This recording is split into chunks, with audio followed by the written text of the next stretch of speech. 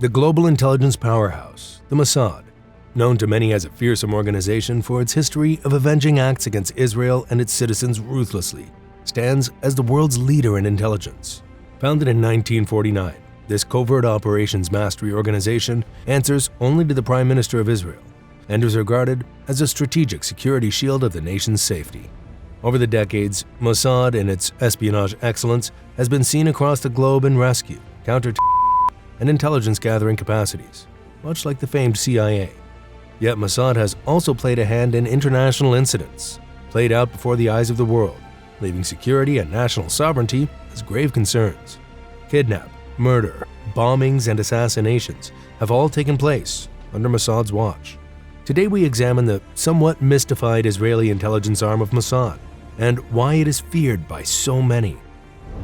The most notorious of Israel's three intelligence outfits alongside Amun and Shin Bet, Mossad was founded over 70 years ago and began its journey as a historical, high-stakes operations agency.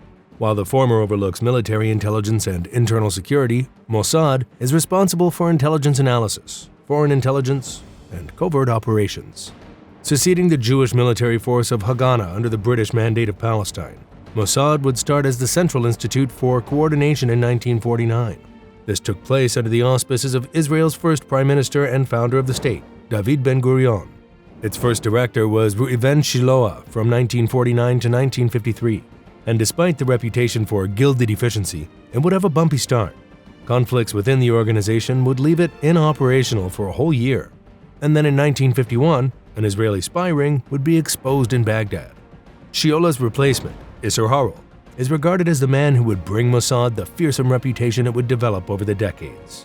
Answering directly to the Prime Minister of Israel from 1951 and not the legislature, Mossad had courted controversy as being a deep state organization. Mossad's motto was formerly the proverb, "For by wise guidance, you can wage your war," and has since been changed to, "Where there is no guidance, a nation falls, but in abundance of counselors, there is safety." Mossad's primary purpose has been to protect Israel from the existential threat of nuclear attack or direct attacks from hostile neighbors. It is also capable of acquiring technical knowledge, acquiring weapons, and even nuclear materials to bolster Israel's defensive capabilities. How Mossad works, a global surveillance network. There is a limited amount of information about how Mossad operates its vast global network of spies and informants or its far-reaching intelligence capabilities. The information available tells us it is a small intelligence service that only has around 2,000 in its organization. To monitor the threats to the State of Israel, Mossad recruits human intelligence sources from private and government sectors, as well as foreign militaries. This is predominantly done to monitor terrorist organizations that pose a threat to the state, namely Hezbollah and Hamas. It is understood that the Kidon units of the Mossad are the hard-edged outfits that partake in targeted assassination. Kidon are also responsible for sabotage ops and sensitive information gathering. Individuals for these tasks are likely recruited from special forces. Further departments within Mossad include the Lochma Psychologit, which oversees information warfare, propaganda, and matters of deception. Within Mossad, there are also technology departments looking to refine and provide the cutting edge of technology to the State of Israel. Without a doubt, one of Mossad's most renowned characteristics is its global reach. It is believed Mossad has foreign bureaus across the globe, from friendly nations to those performing from front companies. Alongside the CIA, it collects intelligence across the globe. Much like the CIA, it is also able to liaise and provide functions with foreign ministries of cooperative nations. Reputation, efficiency in application and operations. Former head of Shin Bet, Isser Harel, would raise the performance of Mossad to an outfit of clinical and effective intelligence agency. Its reputation would develop over its international high-profile operations that would be covertly conducted and only found out long after the fact. Among the most famed was the capture of Nazi leader and Holocaust architect Adolf Eichmann. In 1960, Mossad, through their foreign intelligence analysis, found that Eichmann had escaped to Argentina and was living under the name Richard Clement. 5 Mossad agents made their way into Argentina and conducted surveillance to discover the Nazi figure's location. On May 11th, the Mossad agents kidnapped Eichmann and took him to a hideout before he was smuggled to Israel. Eichmann's trial in the Jerusalem District Court began on April 11, 1961, and would conclude August 14th. In December 1961, Eichmann was sentenced to death by hanging. The far-reaching operation caused alarm for both the CIA and the BND of West Germany, and it also showed the capabilities of the Mossad to reach enemies of Israel. Some 15 years later, the power of Mossad was on display to a worldwide audience in the Entebbe hostage rescue. On the 27th of June, 1976, Palestinian PFLP-EO terrorists alongside German RZ terrorists hijacked a passenger plane from Tel Aviv to Paris. During the plane's stop at Athens, Greece, some 4 hijackers would board and divert the plane, first to Libya, then to Uganda. It would land at Entebbe International Airport, where the hijackers found support from Idi Amin and his Ugandan army soldiers. 148 non-Israeli passengers were released by the hijackers. The remaining 94 hostages were overwhelmingly Israeli and were kept a further 2 days. The hijackers stated that if their demands weren't met by the 3rd day, hostages would start to be killed. During this time, the Israeli government debated whether to release Palestinian prisoners as per the hijackers' demands or proceed with force. Using intelligence provided by Mossad, the government sanctioned Israeli armed forces to confront the Ugandan army and bring the hostages home. On the 4th of July, 1976, a 4,000-kilometer trip was taken by 100 Israeli commandos to take back the captive hostages. During the night, across 90 minutes, 102 out of 106 hostages were successfully rescued. All 102 were safely evacuated to Nairobi, Kenya soon after the raid was completed. A mark in history occurred during the raid. Future Prime Minister Benjamin Netanyahu's brother, Yonatan, was killed during the raid.